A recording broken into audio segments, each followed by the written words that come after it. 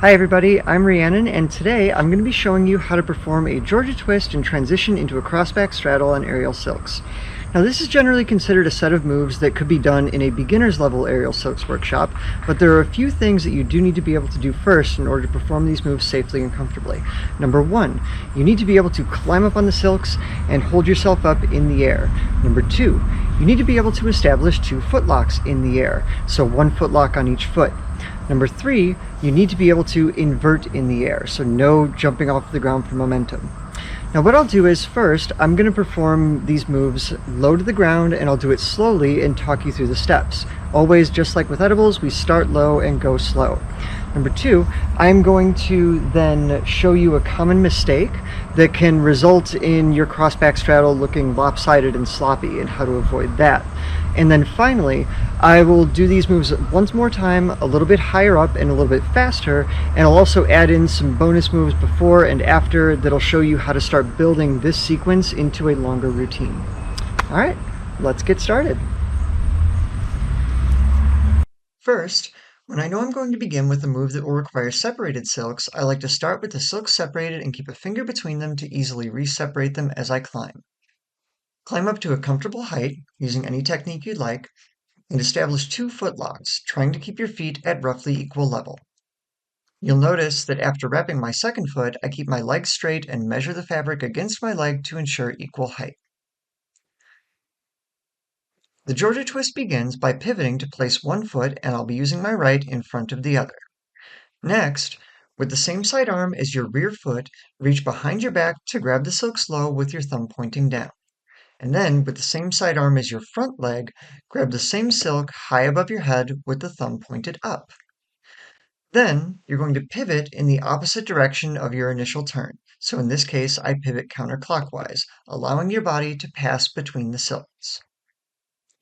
Finally, release your lower hand, reach up to grab the free pole at the same level as your higher hand, and spread your legs to form an X with the silks across your back. Now, you're ready to enter the crossback straddle. For this, simply invert, spreading your legs like the rent is due, which will keep the X of the fabric on your lower back. Once inverted, straighten your legs if they weren't already, and keep them straight and wide while you release your grip. To exit, reach up and grab the poles, rolling forward out of your inversion. Reach high above your head and grab both silks and slide your upper body forward between them.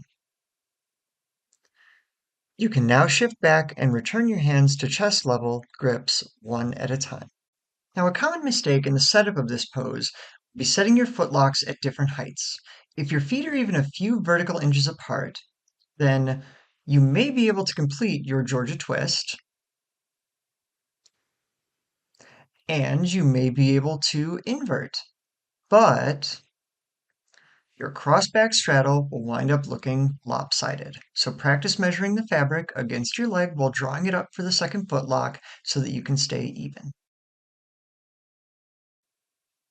Finally, I'll show you the same sequence a little higher up with some bonus moves thrown in, which you should only attempt if you've already mastered them individually.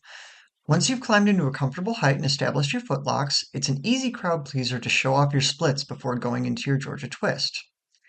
Now, as we watch the Georgia twist again, I'll point out that a riskier mistake would be forgetting to keep your legs wide during the inversion, resulting in the X of your fabric slipping off your back, which in the best case scenario would end with you dangling by your ankles, and in the worst case would end with your skull broken on the ground. This I will not be demonstrating for obvious reasons. Once you're in your crossback straddle, hang around and play with the tails for fun. And then once you're comfortable, as long as you keep your back arched and legs wide, you can exit this without using your hands by simply rolling forward and keeping your back arched and legs wide. And rather than a simple readjustment, I like to move from this pose into a deep lean forward and then come back to thread my arms down and transition into the iron cross. Once you are in your iron cross, you can do a little bit of a run in midair, and this is a nice crowd pleaser too. Alright everybody, that's all for today.